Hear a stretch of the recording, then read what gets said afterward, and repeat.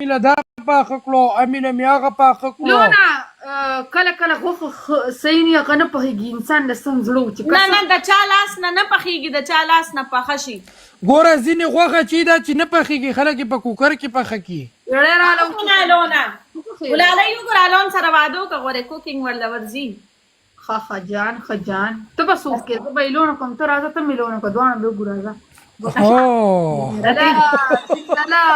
لږ کمزور شو پاتې نه ته خو ته څه خوشحاله شوې. خوشحالېږم نو چې دوه جنګۍ راته په نکاح کېږي. ته څه خوشحاله شول لرې نه د سپي غوښه راباندې ډېر خوړلې وه، ما خو تشه خوروا خوړلې وه. دا خیر دی دې که د سپي هغه عادت تللی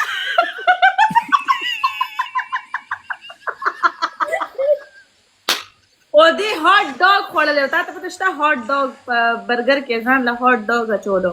د سپي اوږد شی نه داسې هغه غوښه اوږده کړې